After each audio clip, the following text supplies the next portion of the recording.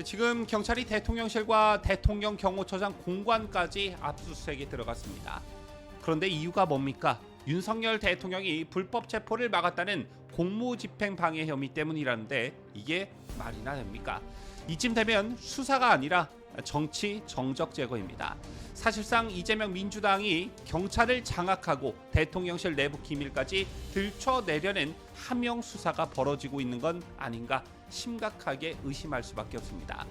오늘 영상에서는 이번 압수수색의 법적 문제, 김성훈 경호처장 사임의 내막, 경호처 내부 붕괴와 민주당 부역 논란, 그리고 이 모든 수사가 의미하는 정치적 함의를 낱낱이 짚어드리겠습니다.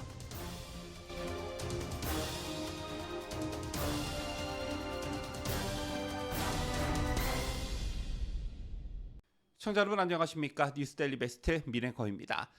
경찰청 비상계엄 특별수사단이 윤석열 대통령의 체포영장 집행 방해와 관련해 오늘 오전 대통령실과 공관촌 지역에 대한 강제 수사를 단행했습니다. 경찰은 오늘 오전부터 대통령 비아폰 서버, 경호처 내부 사무공간, 경호처장 관저 등을 압수수색하고 있는데요. 대통령의 보안 통화용 핸드폰과 관련된 서버까지 확보하겠다. 이거 정말 미친 짓입니다. 국가 기밀에 해당하는 매우 예민한 영역이기 때문이죠. 그렇다면 왜 압수수색이 벌어졌냐? 경찰이 주장하는 명목은 간단합니다. 작년 12월 공수처가 윤 대통령에게 체포영장을 집행하려 했을 당시 경호처 직원들이 이를 막았다는 이유입니다. 여기에 윤 대통령이 공범이라는 프레임을 씌운 것입니다. 자, 그런데 공무집행 과연 적법한 공무집행이었습니까? 그 체포영장이 정당했냐 이 말입니다. 헌법재판소에서조차 탄핵 사유가 정치적 해석에 기반한 논란이었다라는 여지가 많은 그런 결정이었는데 그 탄핵에 따른 체포영장이 정당했다고 단정지을 수 있냐라는 것입니다.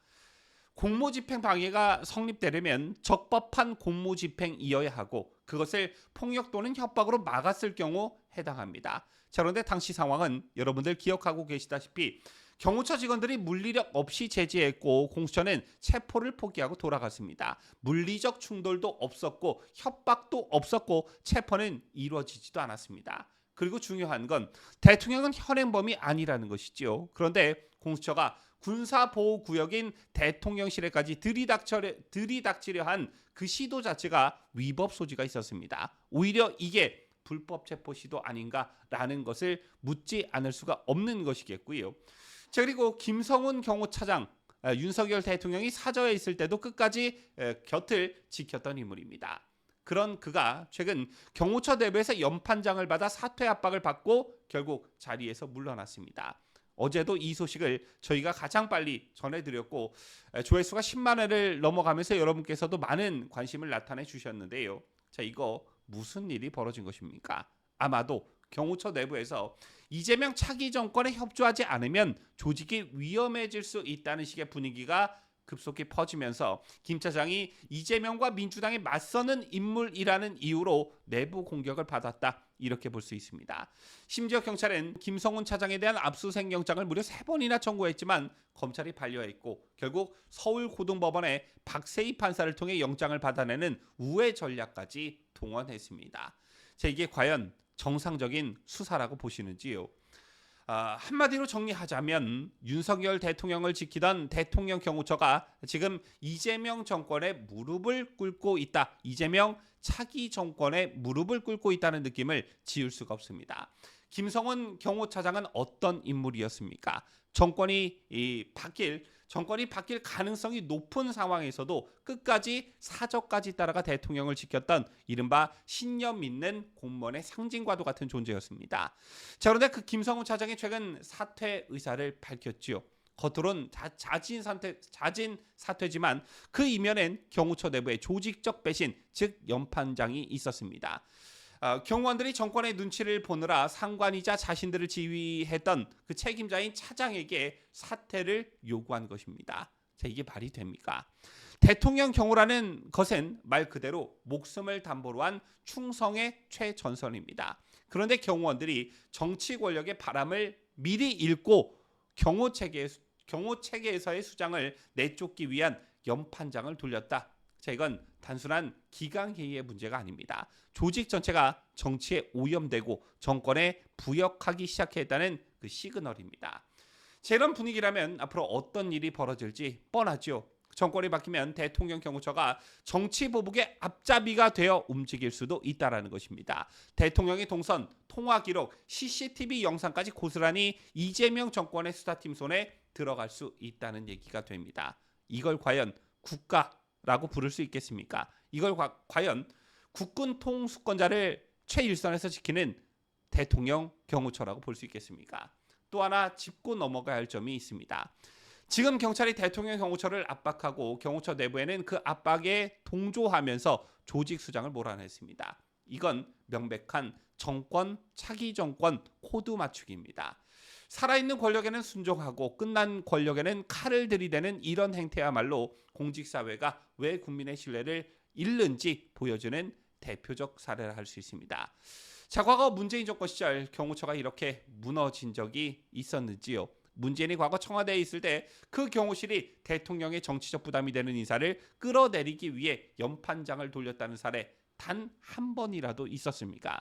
결국 김성훈 차장의 사태는 윤석열 정부의 마지막 방패가 무너졌다는 상징이고 동시에 경호처가 공무원의 정치화라는 나락으로 떨어졌다는 신호입니다.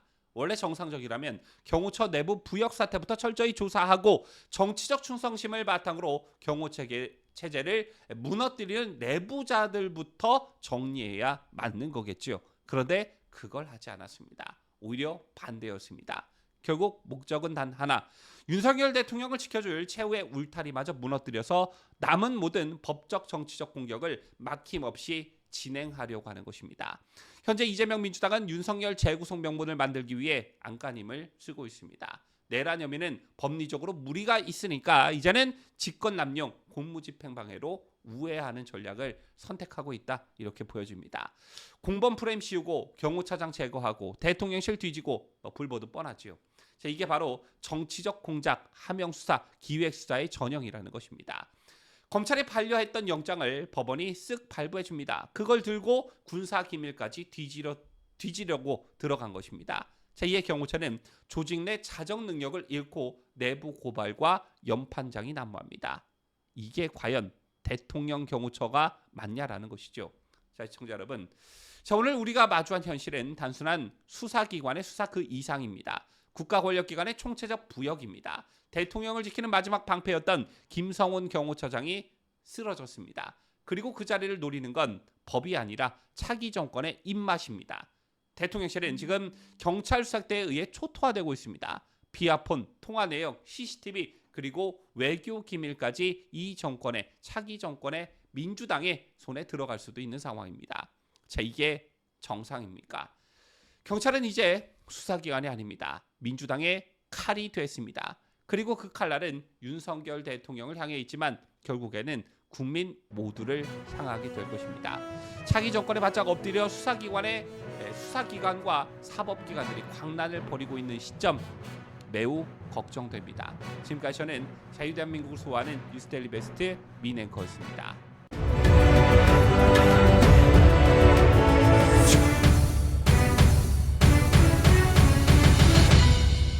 함께해요. 뉴스데일리 베스트.